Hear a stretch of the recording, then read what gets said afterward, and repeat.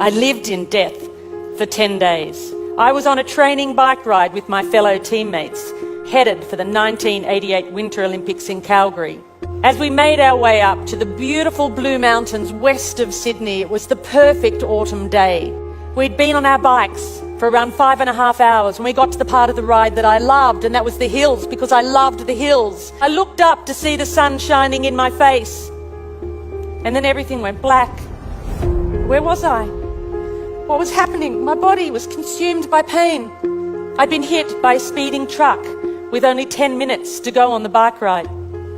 I was airlifted from the scene of the accident. I'd broken my neck and my back in 6 places. My whole right side was ripped open and filled with gravel. My head was cut open across the front, lifted back, exposing the skull underneath. I had head injuries, I had internal injuries, and I had massive blood loss. For 10 days, I drifted between 2 dimensions. I was in the fight of my life. After 10 days, I made the choice to return to my body. And when I did, the massive internal bleeding miraculously stopped. The next question was whether I would walk again, because I was paralyzed from the waist down. I woke up in intensive care to the news that the operation had been a success, because at that point I had a little bit of movement in one of my big toes, and I thought, great, because I'm going to the Olympics. But then the doctor came over and said to me, matter-of-factly, Janine, the operation was a success, but the damage is permanent. Their central nervous system knows, and there is no cure.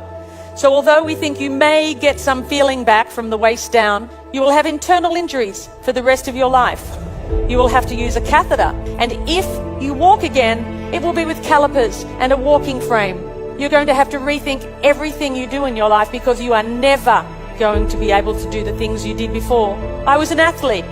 My body was everything. If I couldn't do that, if I wasn't that, then who was I? After almost 6 months, it was time to leave the spinal ward. I was in a wheelchair and a plaster body cast. All I wanted to do was to go home and get my life back and learn how to walk. But the head nurse at the hospital had said, Janine, I want you to be ready, because when you get home, something's going to happen.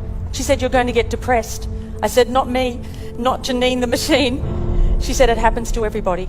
I was in a wheelchair, a plaster body cast, attached to a catheter bottle. I had no feeling from the waist down. I wanted my life back. I wanted to put my running shoes on and run out the door. But I couldn't. And I got depressed. And there were days when I didn't want to get out of bed, and days when I didn't get out of bed. And I can remember my mum sitting on the bed, and we were both crying, and she said, I wonder if life will ever be good again. And I thought, how could it? Because I've lost everything that I valued. At home, sitting outside in my plaster body cast, an aeroplane flew over my house. And in that moment, my eyes and my mind were open. I stopped asking, why me? And I began to ask, why not me? And I looked up and I thought, well, that's it.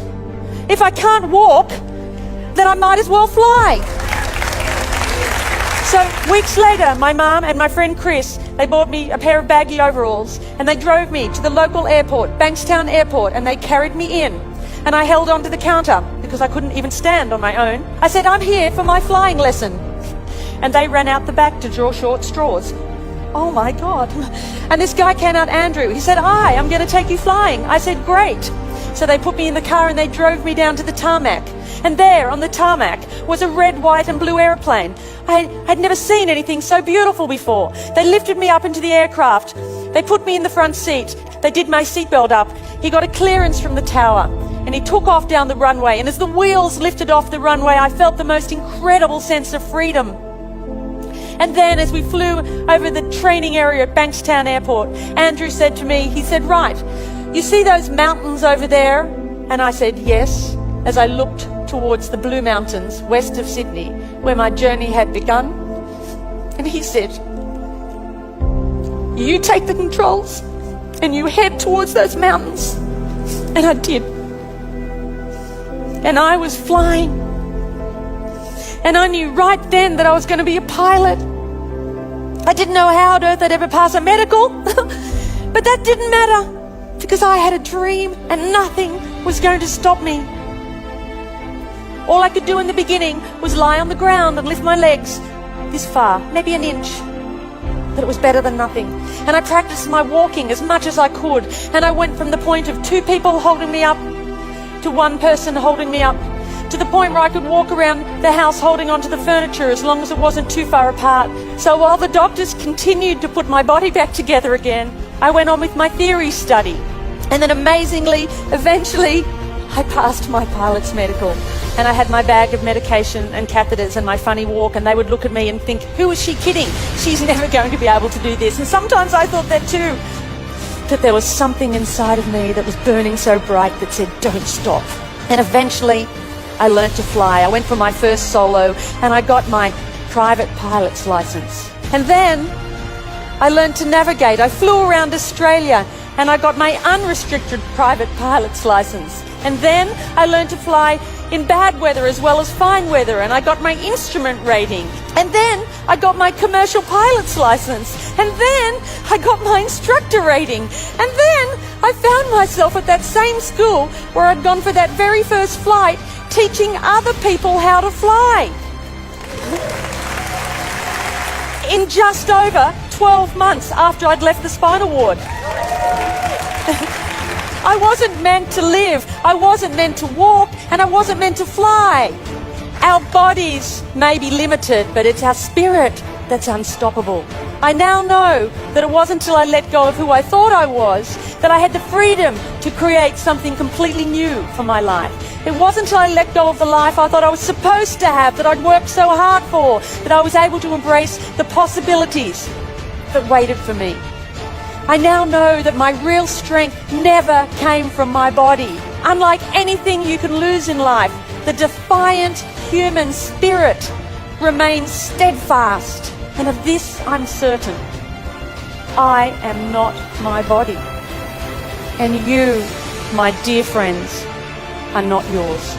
When you choose courage in the face of fear, you defy the things that hold you back from greatness. It's a daunting task. And you might well ask, where do I begin? Where do I start? Well, perhaps the simple words of this poem might offer a clue. He said to build a better world. I said I would, but how? The world is such a cold, dark place and complicated now. For I am small and helpless. There's nothing I can do. He said, of course there is. Just build a better you.